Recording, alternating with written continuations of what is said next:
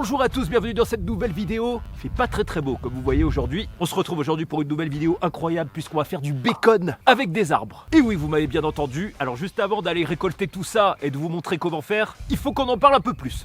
Depuis le temps que je voulais vous faire cette vidéo, je suis hyper content. On va découvrir aujourd'hui une nouvelle ressource de survie dans la nature. Ça fait très longtemps qu'on m'en parle, j'avais tellement envie de tester. Et ce qui est génial, c'est qu'on va faire du bacon. La technique de survie qu'on va voir aujourd'hui a l'avantage, d'ailleurs je me demande pourquoi on l'a pas fait avant parce que c'est un truc essentiel, mais j'ai jamais testé.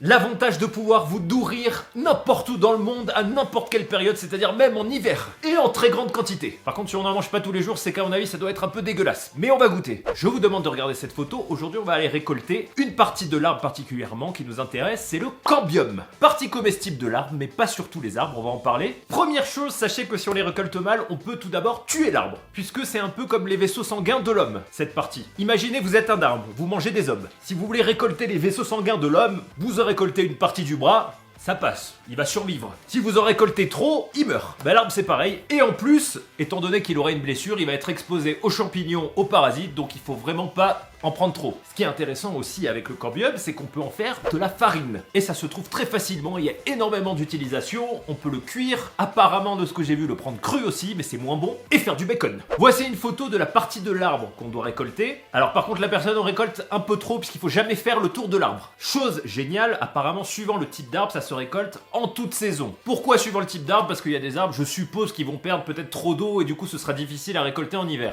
J'en profite les amis pour vous faire une petite parenthèse. Oui, j'ai vendu mes cheveux. Je sors les amis un livre, un carnet de survie le 17 juin et je suis très content de vous l'annoncer puisque c'est un projet perso qui me tient énormément à cœur et c'est totalement dans l'esprit de la chaîne. Pour faire simple, c'est un carnet de jeu avec des techniques de survie, des histoires de survivants et plein de clins d'œil à la chaîne. C'est un moyen d'apprendre la survie tout en s'amusant. Voilà, c'est un peu ce qu'on fait sur la chaîne. Avec plein d'énigmes et ça sort aux éditions Mango le 17 juin dans toute la France. Pour savoir si vous avez une librairie près de chez vous qui le vendra, je vous mets le lien dans la description, vous tapez votre code postal et il est aussi disponible en ligne sur Amazon et sur la Fnac, mais en ligne les stocks sont un peu plus limités. Je vous conseille aussi du coup de chercher une librairie près de chez vous, comme ça fait marcher le commerce de proximité. J'espère de tout mon cœur que ça vous plaira, on en parlera un peu plus dans une autre vidéo, et aussi en live sur Twitch. Bonne survie à vous tous! Au niveau du cambium comestible qu'on va récolter pour faire du bacon comestible, il y a aussi du bacon toxique dans la nature. En situation de survie, on va notamment, et c'est là que c'est intéressant, s'intéresser aux arbres qui sont le plus répandus partout dans le monde. Pour le cambium comestible, nous avons notamment tout d'abord le bouleau, que vous connaissez bien sur la chaîne puisqu'on a fait plusieurs vidéos dessus. L'érable aussi du Canada, mais on va éviter de mettre une photo vu les problèmes qu'on a eu avant. On sait jamais. Et oui, la feuille du Canada vaut beaucoup d'argent, il y a beaucoup de procès en cours. Et gros avantage, on a aussi tout ce qui est conifère, comestible, comme le pin, l'épicéa ou encore le sapin. Alors d'expérience, je vous dirais quand même attention sur les conifères comestibles parce que ça peut toujours être toxique en grosse quantité, donc peut-être pas en manger tous les jours ou bouffer que ça pendant 30 jours, juste pour dépanner quelques jours. Pour ça, on va parler de l'utilisation historique et comment ça se consommait aussi. Vous allez voir, je pense qu'il y a une raison à tout. En trouvant des témoignages de gens qui ont consommé, j'ai vu qu'apparemment le meilleur, c'est le bouleau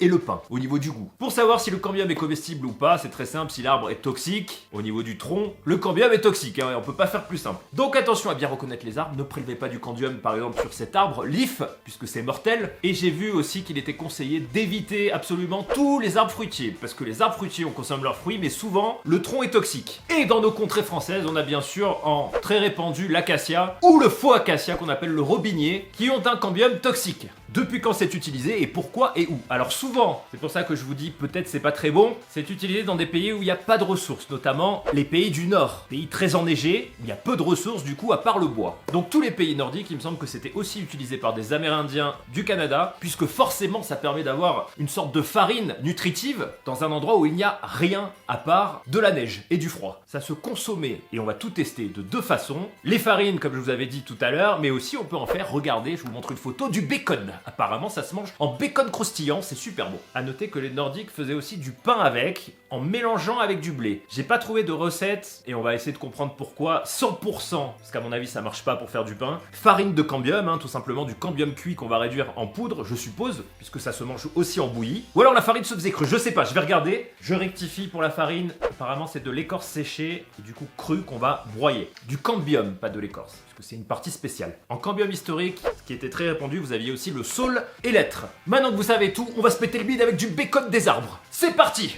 Et on se gèle le cul dehors. Mais à mon avis, si on était là-haut, on se gèlerait encore plus le cul. Allez au bacon! En cambium toxique, du coup j'y pense, il y a aussi sûrement le Cities, hein, puisque c'est très toxique l'arbre. J'ai faim. Allez à table, on a un magnifique boulot ici. Ah, il est tout doux. C'est fou comme j'adore cet arbre maintenant que je sais que je peux en faire du bacon. Allez, au boulot. On va faire une petite découpe, juste un petit carré hein, pour goûter. Hop.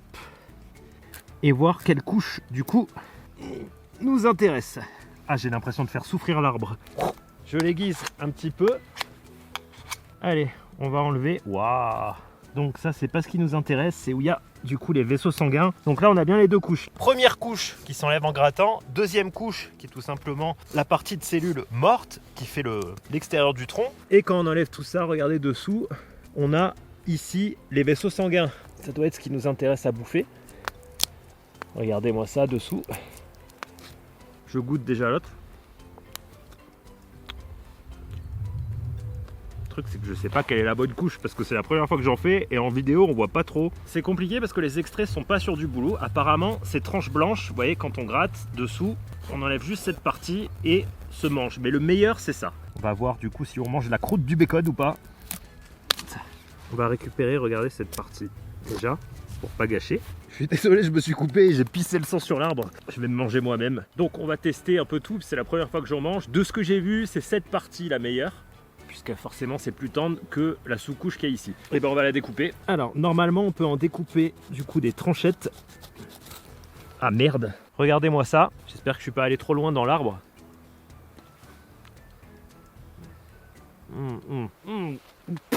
C'est dégueulasse. Alors attendez, on va prendre juste la première couche parce que dessous, là on a une petite peau.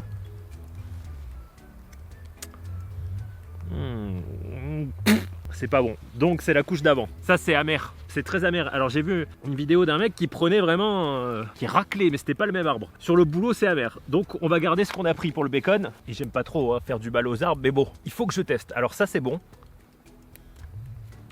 Comme ça. Ça a aucun goût. Mais ça peut se manger. Voilà, vraiment. Donc c'est pour ça que je pense que c'est cette partie. C'est juste un peu dur et difficile à mâcher quand même. On va vérifier du coup en goûtant, mais apparemment c'est surtout cette couche qui nous intéresse. Vous voyez, juste... celle-là, hop, et hop, voilà, la couche qui est jaune là surtout.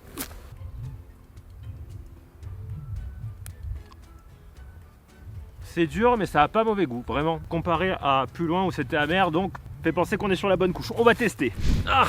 Des ours m'attaquent. Allez, on part sur du conifère pour le deuxième, du coup qui était le deuxième meilleur. On va sur du pain. Alors c'est con, peut-être j'ai un mauvais instinct, mais vu que c'était amer et dégueulasse, je me dis que peut-être si on va plus loin, ça doit être toxique en fait. Vous savez que l'amertume à l'origine, c'est une théorie. Comme ça te fait recracher quand t'as ce goût d'amertume, on dit que c'était le truc instinctif pour recracher une plante qui était empoisonnée. Sauf que ça marche plus parce qu'il y a de l'amertume qui n'est pas toxique aujourd'hui. Mais sur des vieux arbres, on sait jamais. Allez, là on a un gros pain, du coup ça va être... Attends, on se fait attaquer par le chien.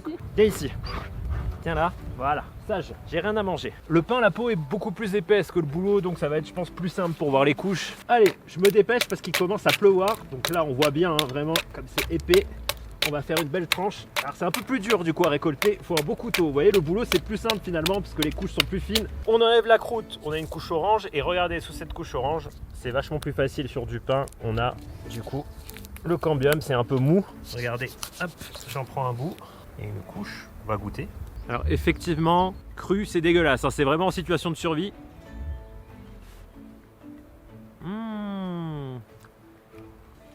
Je retire ce que j'ai dit, celui du pain est sucré. Il est très bon. Enfin bon, on se comprend hein, pour... C'est surtout qu'il y a du sucre, ça fait très bizarre de trouver du sucre comme ça dans un arbre. Waouh. Et pourquoi bacon? Parce que quand on va le faire cuire, apparemment le goût se rapproche du bacon. Donc on va voir. Ah, qu'est-ce qu'il est épais ce tronc. Allez, là on en a un beau, regardez, hop, plus qu'à le nettoyer et à prendre la bonne couche du coup. C'est marrant parce qu'on dirait une sorte de caoutchouc très frais, de la fibre de bois protéinée. Alors c'est mieux que si on gratte comme ça, vous voyez. Ah merde, j'en ai perdu, hop, là, c'est sucré. Allez, il faut un bon couteau quand même, hein. Regardez, ça part, hop, et là on arrive à la couche de cambium. Ah. Hop, bacon, et là regardez, c'est incroyable. Celui-ci est très bon. Il paraît que c'est la couche juste en dessous qui est un peu plus tendre, qui est délicieuse. Hop, waouh, c'est très juteux. Finalement, sur du pain, c'est vraiment facile à récolter par rapport à du bouleau. Alors je pense que le bouleau, il a fait des feuilles, mais très récemment, vous savez, parce qu'il fait toujours froid, donc peut-être qu'il n'est pas assez, il n'a pas fait assez de montée de sève encore, je sais pas. C'était très sec sur le bouleau. Regardez-moi ça. J'ai vu que si on gratte légèrement cette couche, apparemment, là il y a vraiment une sorte de pulpe qui est très très bonne.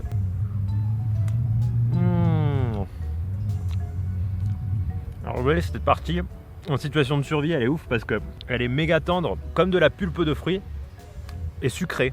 C'est ouf. Allez, une dernière lamelle, hein, et on en a hop, assez. Là, on va être bien. Voici les deux récoltes. On n'en a pas pris beaucoup, mais c'est juste pour goûter. Ça sert à rien de défoncer un arbre. C'est pour un test. On n'est pas en situation de survie. Pour l'instant, ça c'est génial parce que le pain est très prometteur, même cru en fait. Très sucré, donc en situation de survie. Il y a des conifères à peu près partout. Ça doit être pareil, du coup, je suppose, sur l'épicéa et le sapin. C'est super. Le bouleau, je sais pas ce que ça va donner. Allez, on va commencer par goûter sous la forme la plus consommée. C'est sous forme de bouillie. Avec le bacon, bien sûr.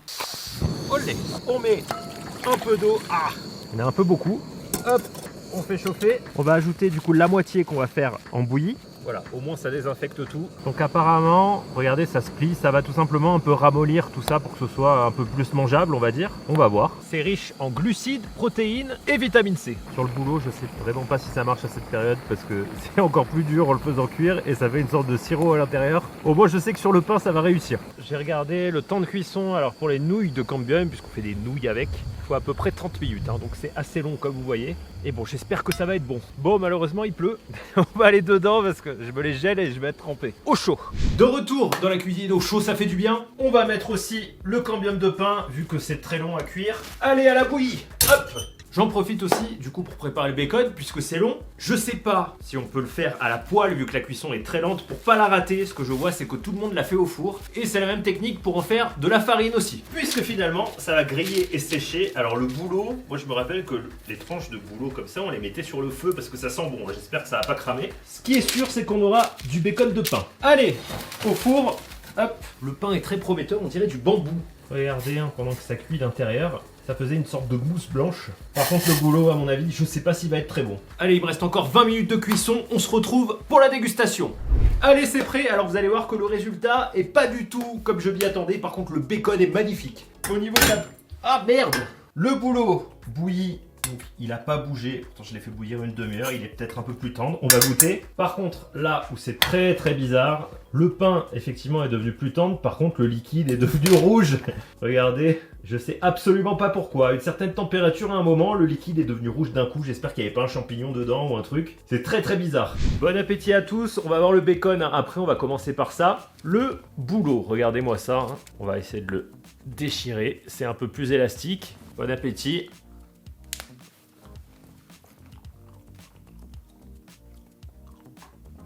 C'est toujours aussi dur à manger. Je pense qu'on a... Soit on l'a pas pris à la bonne période, soit on n'a pas pris la bonne couche. En tout cas, c'est pas amer, c'est ni sucré, rien. On dirait qu'on bouffe du latex. Voilà, vraiment. Dites-moi dans les commentaires ceux qui en prennent, si vous savez, parce que la partie dessous était vraiment méga amère. Je pense que si on l'avait fait cuire, ça aurait été méga amer aussi. Cette partie est meilleure, mais c'est immâchable. C'est du plastique, vraiment, et c'est dur. On passe au pain. Alors, regardez bien, là, c'est très, très tendre. On dirait du bambou. Le pain, déjà cru, c'était délicieux. À mon avis, cru et tendre comme ça, on dirait des lamelles de viande. Si vous savez pourquoi c'est rouge, alors moi, ça m'inquiète pas, parce que finalement, on a ramassé que les lamelles. Ça doit être un effet de la sève de pain.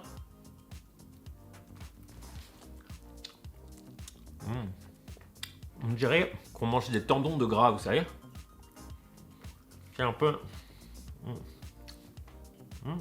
C'est pas mauvais. Ça manque d'assaisonnement. On aurait mis de la sauce soja, je pense que ce serait passé nickel. Je vais un peu saler. On va saler. Là, je pense que ça va être vraiment bon. Alors, le liquide rouge, en fait, ça sent le sirop. Bon appétit à tous, les amis. Bon bacon. Bacon bouilli. Avec du sel. C'est pas un repas de ouf, hein, je vous avoue, niveau goût ou quoi. Mais ça trempille l'estomac, je pense, assez facilement. Et c'est pas dur à manger, voilà. L'aspect est bon. En plus, ce petit goût de sapin. Ce qui est dommage, c'est qu'en faisant bouillir, c'est pour ça que je le mangerais plutôt cru sur du pain, on perd tout le sucre en fait. Tout l'aspect sucré. Par contre, effectivement, ça se mange mieux en texture. Ah, mais sur le pain, c'est top. On passe, les amis, au bacon. Regardez-moi ça. Le bacon de pain, ça va être un délice, je pense. On commence, du coup, par le bouleau. Alors à mon avis, le boulot, hein, il y a un truc qu'on a raté, je pense. Bon appétit, puisqu'il...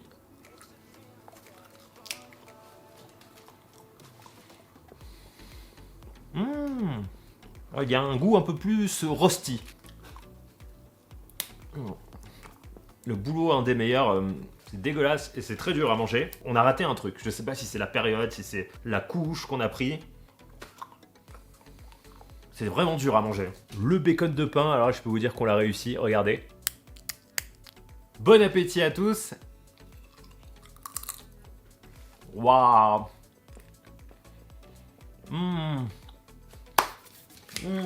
Waouh, c'est trop bon. Du coup, dire que ça a goût de bacon, c'est exagéré. Par contre, ça se rapproche plus, je trouve, des noix de cajou ou des noix. On sent qu'il y a du sucre lent. Ça fait un peu comme des chips, je dirais qu'il y a des noix de cajou. Et le sucre est resté. Il a même caramélisé dessus. Mais une légère amertume qui est très légère. Waouh, c'est super bon. Alors si on fait de la farine avec cette petite chips, donc avec une cuisson plus lente, hein, juste pour faire sécher, là on l'a fait griller. Je comprends pourquoi on fait pas du pain à 100% parce que c'est trop fort. Normalement on met 10%. 20%. Putain, c'est trop bon. Sinon le goût de pain à mon avis est beaucoup trop fort. Ah mais grillé c'est de la folie parce que ça a caramélisé, je pense, avec de la sauce soja. Au moins on a réussi la moitié du test. Regardez-moi ça. Cette petite chips. C'est délicieux, je vous invite à essayer avec du pain. Pas à en manger des kilos non plus, parce que je crois que ça peut faire mal au ventre. Oh, c'est trop bon. Très très belle découverte, hein. Ça faisait très longtemps que je voulais tester. Vous savez que le problème en hiver, c'est qu'il n'y a vraiment aucune ressource dans la nature. Si vous vous perdez, il n'y a rien. Alors à part faire des bourgeons de pain, ça c'est une très très bonne solution pour tenir quelques jours et se remplir le ventre. Et comme vous savez que la farine elle coûte de plus en plus cher, vraiment grillé, c'est super bon. C'est super bon, mais comme je vous disais, ça se rapproche plus des noix, châtaignes, un peu tout ça. Ah ouais, là je suis tombé sur une partie où j'avais pas retiré la croûte et c'est amer. J'avais le truc orange dessus. Et apparemment, je dis des bêtises, puisque le pain sylvestre est tout à fait comestible et je vois pas de dosage spécifique. J'ai toujours entendu dire que ça faisait mal au ventre si on en prenait vraiment des grosses quantités, donc bon, je vous le dis, parce que ça fait beaucoup de résine quand même, mais bon. C'est délicieux. Voilà, j'espère que ça vous a plu. Si vous voulez qu'on fasse du pain, dites-le moi dans les commentaires. Mettez un max de pouces bleus et abonnez-vous pour la suite. On a trouvé une ressource et merci à vous puisque c'est en lisant vos commentaires que je suis tombé sur ça. Je connaissais pas du tout, mais pas du tout. On peut ajouter un nouvel aliment dans notre répertoire de survie. Ce qui est génial, c'est qu'on peut en trouver partout dans le monde. Il suffit juste de trouver un arbre comestible ou un sapin. Des sapins, il y en a partout. Bon, sauf dans le désert. Très très intéressant. Essayez. Ne tuez pas les arbres, bien sûr. Ne prélevez pas plus d'un tiers de la circonférence du tronc. Au-dessus, l'arbre peut mourir. Allez, en attendant l'apocalypse, je voulais vous dire aussi que si vous avez des questions ou quoi, je suis très souvent en live sur Twitch. Le soir vers 18h, donc mettez la notif. Mangez gras et survivez, faites du pain de pain. Et à bientôt, ciao!